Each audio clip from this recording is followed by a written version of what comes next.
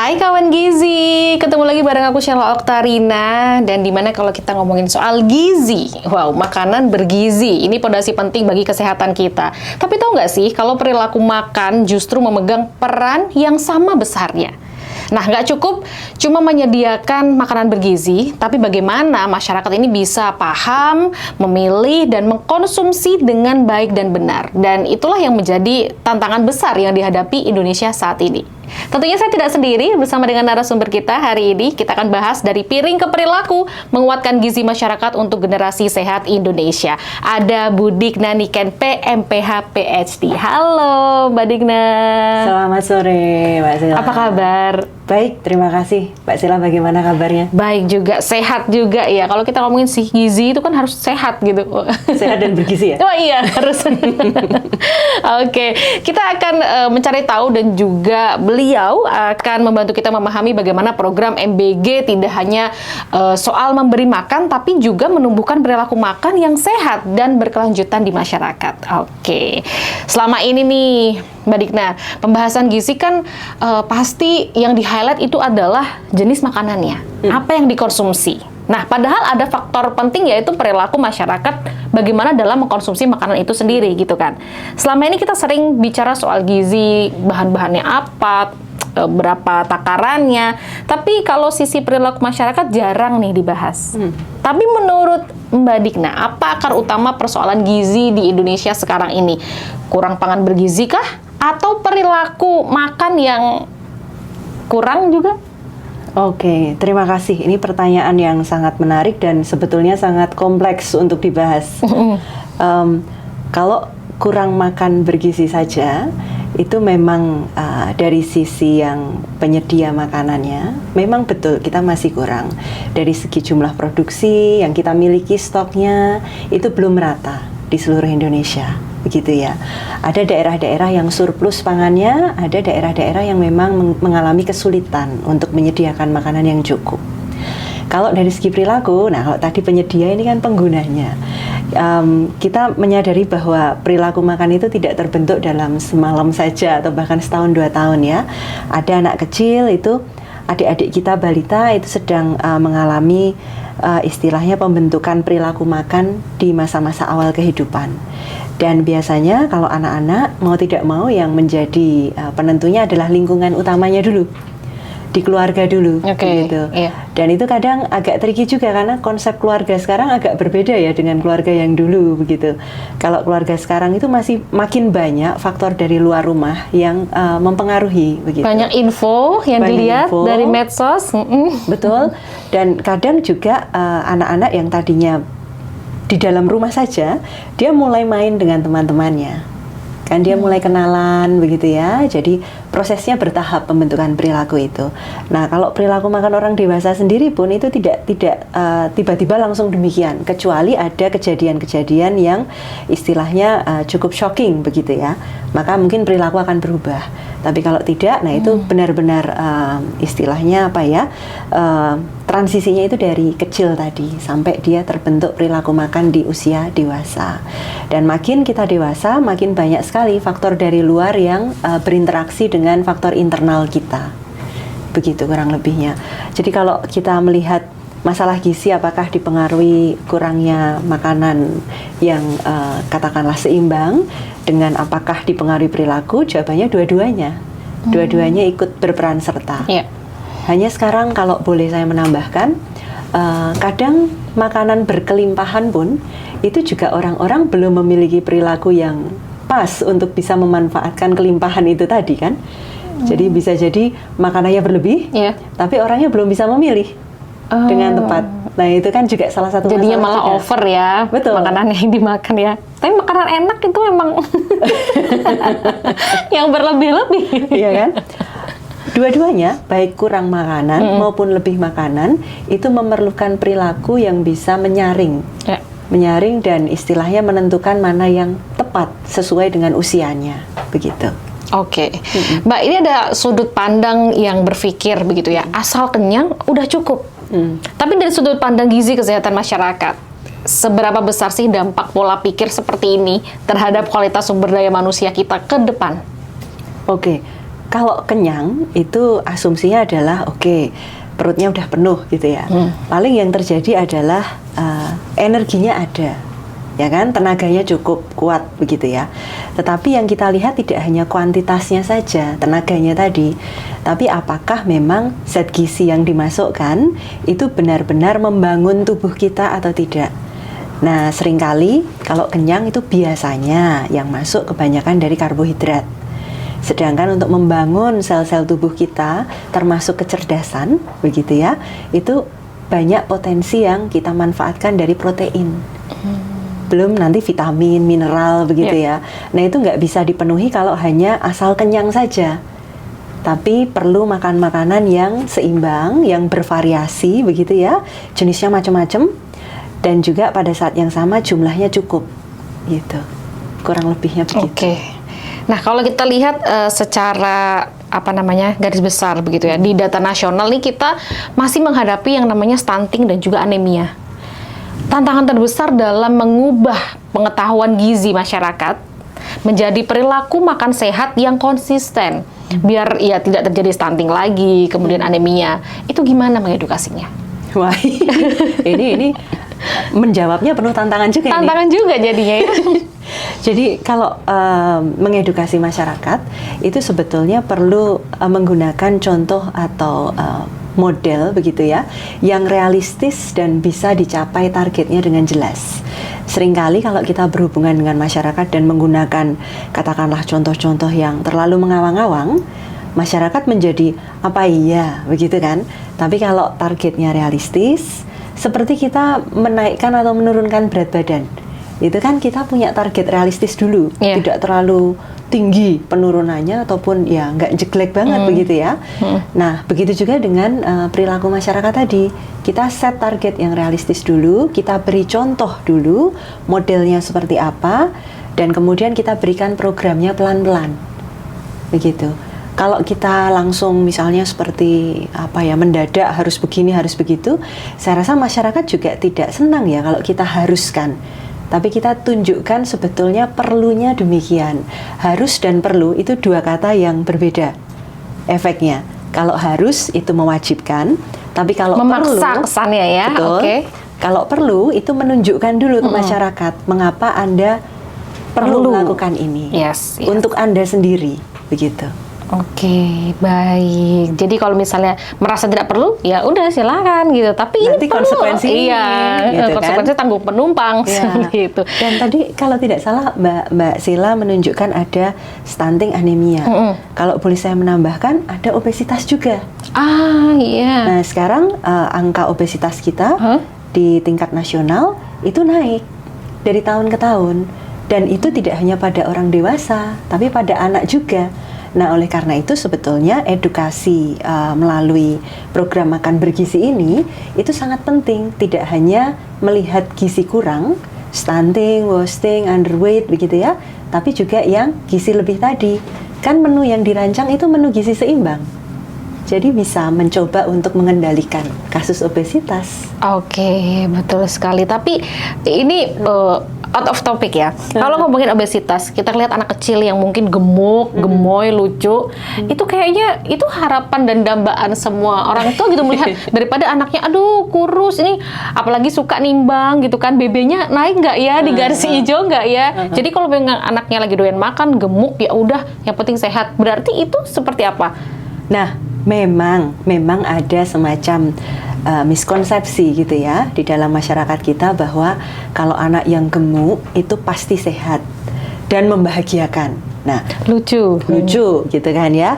Hanya sekarang kita perlu waspada bahwa obesitas pada anak itu kalau tidak dikendalikan nanti dia akan cenderung bertahan sampai ke dewasa, dan kalau sudah dewasa lebih sulit lagi mau mengelolanya begitu.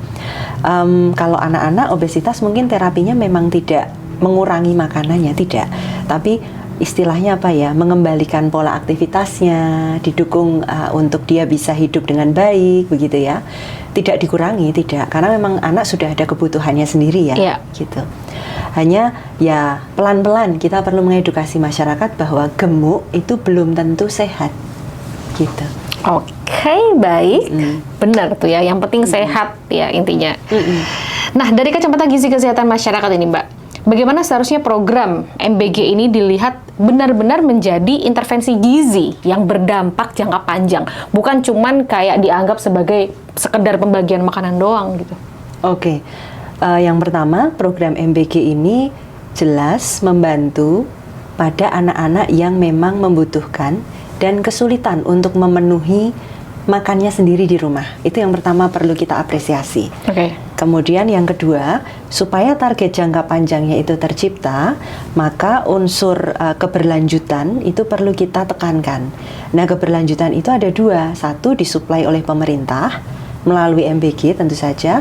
Yang kedua adalah adanya upaya mandiri.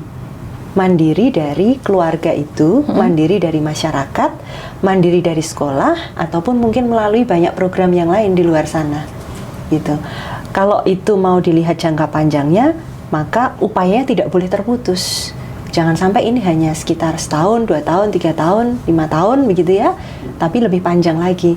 Dan tidak hanya sifatnya memberikan istilahnya makanannya saja begitu ya, tapi masyarakat juga dimampukan untuk bisa yang pertama memproduksi makanan. Sekarang mulai banyak ibu-ibu yang menanam kembali, memanfaatkan lahan yang bahkan terbatas begitu ya. Di perkotaan sudah ada urban farming, di pedesaan ibu-ibu PKK bergerak begitu. Kalau di perkotaan mungkin ibu-ibunya kerja, mungkin ya, saya kurang tahu juga. Realitanya pasti berbeda-beda begitu. Yeah. Kemudian kalau di level keluarga sendiri sebetulnya keberlanjutan itu sangat ditentukan oleh komitmen dari anggota keluarga itu begitu. Kalau di level yang paling kecil ya. Kalau tadi dikatakan dampaknya jangka panjang agar bisa terlihat ya, monitoring berkelanjutan perlu dijalankan. Dan monitoring itu tadi kalau saya sempat mendengar mengenai keterbukaan begitu ya. Nah, monitoring sendiri bisa dilakukan oleh beberapa pihak yang misalnya terkait dengan program-program kesehatan begitu. Nanti bisa bekerja sama dengan teman-teman di Dinas Kesehatan misalnya. Dan saya yakin mereka juga akan senang membantu karena ada beberapa program yang istilahnya ya, saling mendukung dengan MBG ini. Sangat baik kalau bisa jalan bareng. Luar sangat biasa. Baik. Bersinergi semuanya ya. Betul. Sangat baik. Nah, ngomong-ngomong MBG juga, ini ada anggapan bahwa program MBG ini beresiko menciptakan ketergantungan masyarakat pada bantuan. Karena udah dikasih makan terus gitu ya. Nah, bagaimana pandangan Mbak Digna tentang hal ini? Benar nggak sih? Atau justru ada nilai edukatif yang bisa ditanamkan melalui program MBG ini? Saya lebih melihat sisi yang positif ya, lebih edukatif itu tadi. Karena memang dari awal kan menu yang didesain itu menu yang seimbang. Hanya saya setuju bahwa ada beberapa katakanlah SPPG ya, kalau tidak salah ya, SPPG itu memang membutuhkan pendampingan supaya bisa merealisasikan menu tersebut. Jadi rencananya sudah baik, tetapi dalam realisasinya mungkin saya kurang tahu apakah ada perbedaan standar harga di lapangan, karena kita kadang mengalami inflasi bahan makanan yang tidak sesuai dengan planning kita, dan itu sangat mungkin terjadi gitu ya, bukan sesuatu yang luar biasa, itu sesuatu yang sangat mungkin terjadi. Sehingga rekan-rekan SPPG mungkin bisa diberikan pelatihan bagaimana sesegera mungkin menyesuaikan menu tersebut begitu.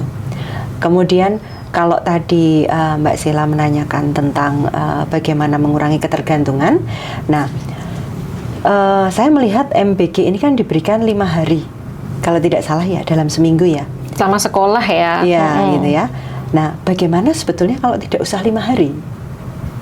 Gitu. Bagaimana kalau katakanlah 3 hari atau 2 hari, tapi full menunya. Dalam artian benar-benar gizi seimbang yang berbobot.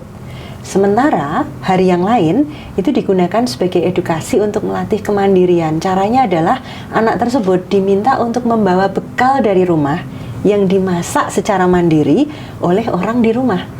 Oke. Jadi itu akan mengurangi efek ketergantungan tadi, dan dari awal mereka sudah terset bahwa MBG ini tidak bisa mereka selamanya bergantung dari program ini. Mereka harus tahu standarnya. Ini seperti memberitahu standarnya, lalu mereka melatih bagaimana membawa bekal yang disiapkan dari rumah tadi.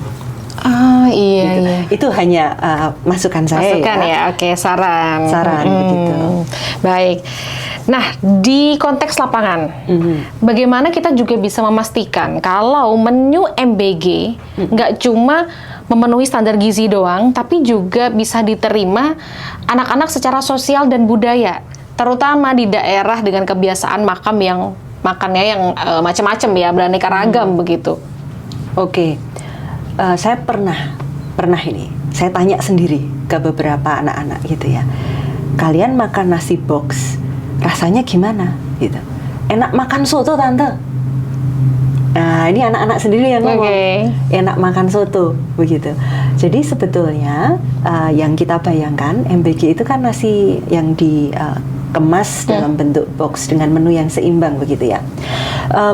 Dari beberapa istilahnya masukan dari anak-anak yang real menerima itu tadi, sebetulnya mungkin bisa dikombinasikan menunya. Menu yang katakanlah dalam box tadi dengan menu yang makanan tradisional. Kalau tidak salah saya mendengar ada yang memberikan masukan untuk mengutamakan bahan pangan lokal ya. Bahan pangan lokal, kemudian menu makanan yang sehari-hari memang dikonsumsi anak-anak di daerah itu. Nah, siapa tahu itu bisa juga kita explore begitu. Dan kalau makanannya mungkin yang sesuai dengan konteks lokal, itu menjadi lebih rendah nanti sisa makanannya. Ya. Gitu. Kalau sulit mungkin bisa bertanya dulu. Jadi SPPG mungkin bisa menanyakan ke katakanlah lingkungan yang ada di sekolah itu, survei dulu begitu ya, bahan pangan lokal apa yang tersedia melimpah, dan kemudian biasanya dimasak seperti apa, gitu. Sama seperti PMT pada balita, resepnya ada, semacam pakemnya ada, kemudian cara memasaknya itu ada kreasinya dari para kader. Baik, jadi memang perlu kreativitas ya dalam menciptakan menu dan masakan biar anak-anak juga nggak bosen gitu ya. Betul. Nah itu anak-anak sekarang yang sekolah di SD itu kan, saya kurang tahu generasi akhir Z atau Alpha sudah. Kalau generasi yang sekarang mereka sudah sangat kritis ya, sudah sangat kritis. Maksud saya yang SD, kalau yang SMP SMA mungkin sudah lebih tertata. Ya. Kalau yang SD itu jujur, mereka jujur mengatakan, loh ini kok ayamnya ini aja. Ada yang lebih ini lagi lucu lagi. Kemarin tulisannya janjinya ayam, kok ini yang keluar ikan.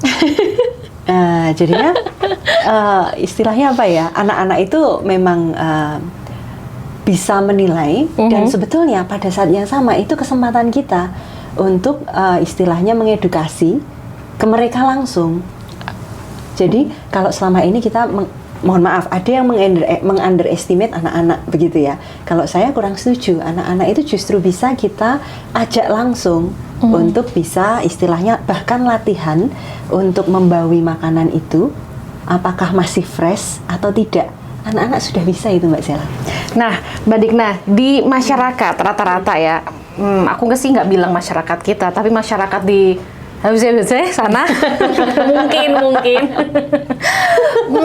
masih melihat bahwa ada mitos kalau soal makanan dari anak yang kurus, wah berarti ini kurang gizi nih gitu, sampai vitamin cukup dari buah aja. Ini bagaimana cara memberikan pendekatan komunikasi gizi ya yang bisa meluruskan tanpa ya kita tuh bukannya mau menggurui ya, tadi mungkin kayak ngasih taunya ini perlu sama harus gitu, tapi juga mematahkan stigma bahwa kalau kurus nih berarti kurang gizi. Oke.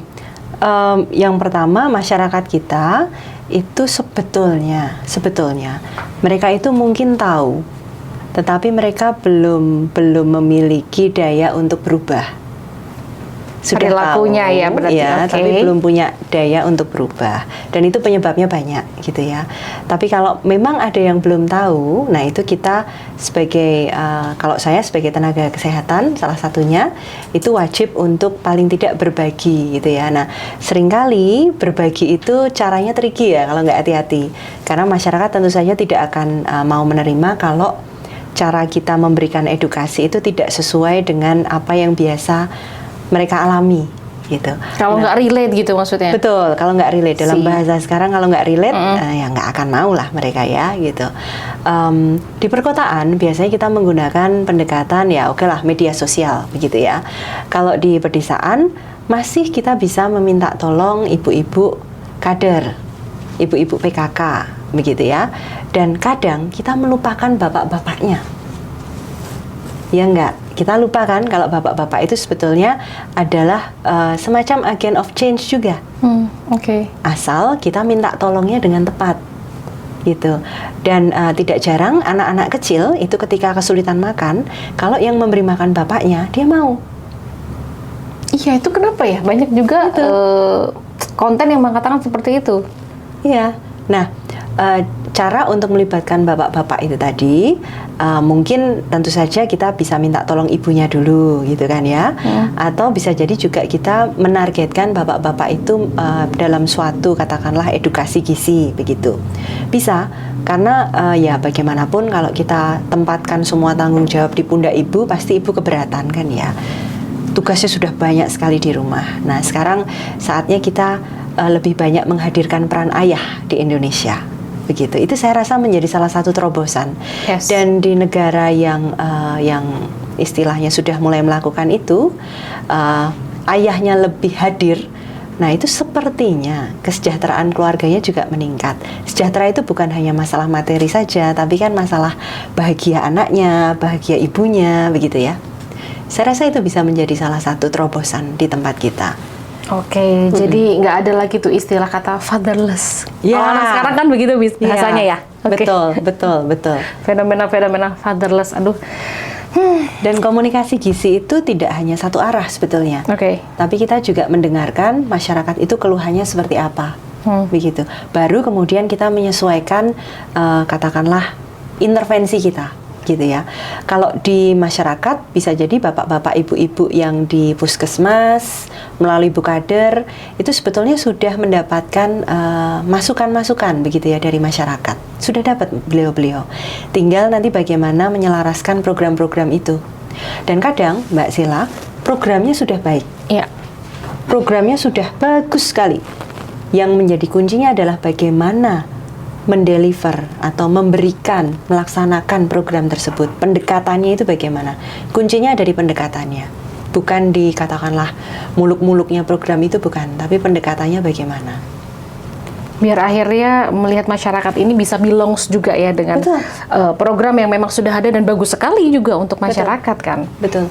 Kalau dalam bahasa Inggris itu ada yang namanya participatory approach. Nah, kalau kita terjemahkan kurang lebih bagaimana program itu dalam pelaksanaannya itu melibatkan penerima manfaatnya secara langsung, beneficiary-nya. Nah, dengan melibatkan penerimanya secara langsung, semoga apapun yang kita berikan itu terasa manfaatnya dan sekaligus masyarakat itu merasa memiliki hal tersebut. Kalau ownership sudah tercipta, mau tidak mau mereka akan lebih senang untuk melakukannya. Kurang lebihnya seperti itu. Mantap sekali. Ya, jadi kawan gizi, setiap program gizi yang ada di MBG ini bukan cuma soal masa kini, tapi juga ini adalah untuk investasi jangka panjang membangun generasi sehat Indonesia ke depan. Jika perubahan perilaku makan bisa dibentuk dan diubah sejak dini, diperbaiki begitu ya, yang benar seperti apa, mungkin dampaknya akan terasa puluhan tahun ke depan gitu ya Mbak ya? Nanti begitu.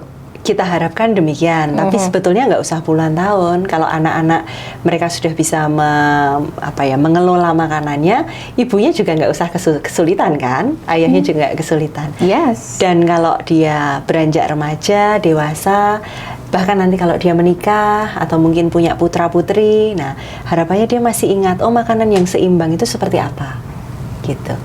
Jadi investasi jangka panjang memang istilahnya menjadi salah satu pendekatan yang kita pakai sekarang ya. Kalau intervensi jangka pendek itu ya mungkin tatarannya outputnya bisa langsung kelihatan. Anaknya tidak gizi kurang, anaknya juga tidak gizi lebih, begitu. Oke. Kurang lebih. Nah, Mbak Digna, kalau program MBG ini berhasil membentuk kebiasaan makan sehat sejak dini, kira-kira seperti apa ya wajah generasi Indonesia 10-20 tahun mendatang? Coba imajinasinya Mbak Dikna bagaimana? Dan terakhir, langkah konkret apa yang perlu kita jaga agar visi ini tidak berhenti sampai di sini dan seakan-akan cuma jadi wacana saja? Ya kalau perempuan ya kayak Mbak Sheila, Waduh. cantik, tinggi, langsing gitu ya. Kalau lagi-lagi kayak Mas Nicholas Saputra gitu. Nggak, maksud saya adalah generasi Indonesia itu kan kita memang menghadapi banyak sekali tantangan di masa yang akan datang gitu ya. Dan kalau kita tidak membangun dari sekarang, nanti Indonesia emas itu bisa jadi ya kita akan kesulitan untuk mengejarnya, dan itu sangat sangat berbahaya mengingat investasi kita sudah banyak sekali untuk mewujudkan itu. Dan saya rasa untuk gizi itu tetap sebagai salah satu pilar utama menuju ke sana. Yang sekarang apapun tantangan yang kita hadapi sekarang dalam program MBG ini, semoga kita bisa semakin terus memperbaiki begitu ya, memperbaiki dan nantinya makin istilahnya mendekati sesuai dengan apa yang kita harapkan pelaksanaannya.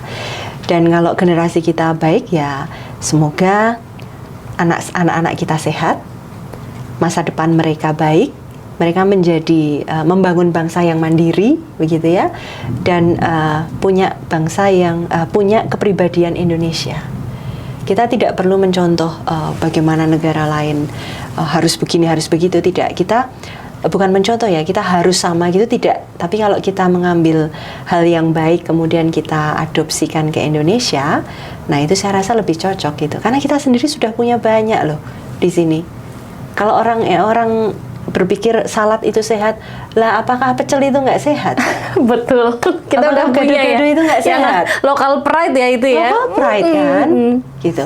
Maksud saya adalah boleh kita mengambil istilahnya inspirasi dari negara lain, dari bangsa lain, tapi jangan lupa untuk melihat bahwa bangsa kita sendiri pun sebetulnya sudah punya banyak hal yang baik. Tinggal bagaimana kita memanfaatkan yang baik-baik tadi. Kalau yang nggak baik ya ditinggal saja, tentu saja. Oke, baik. Terima kasih luar biasa Mbak Dikna sudah memberikan insight begitu ya. Kemudian bagaimana makanan ini nggak cuma soal gizi aja, tapi juga sikap, perilaku yang harus kita tanamkan. Bahkan itu pengaruhnya juga ke keluarga ya, sosok ayah juga, orang tua, bahkan itu seakan-akan paket komplit menyeluruh lah untuk generasi sehat, anak-anak dan juga orang tuanya. Oke. Dari perbincangan hari ini kawan gizi, kita belajar gizi ini memang luas ya, bukan hanya soal apa yang di piring, tapi juga bagaimana berpikir, bersikap, berperilaku terhadap makanan yang ada di depan kita, yang akan kita makan ke tubuh kita tentunya ya. Dan program seperti MBG ini menjadi pintu masuk untuk membentuk budaya makan yang sehat, bukan hanya anak-anak, tapi juga seluruh keluarga, seperti tadi yang udah kita bahas bersama, dan mudah-mudahan bermanfaat untuk kawan gizi semuanya. Sekali lagi, Mbak Dikna, terima kasih banyak. Terima kasih, Mbak Sheila. Habis ini mungkin kita nanti buka obrolan lagi ya. Boleh. Seru banget ngobrolnya. Boleh, terima kasih. Oke. Baik, kalau gitu kawan gizi, jangan lupa untuk selalu mendukung gerakan makan sehat demi masa depan yang lebih bergizi, kuat, dan bahagia. Aku Sheila Clarena pamit. Bye-bye.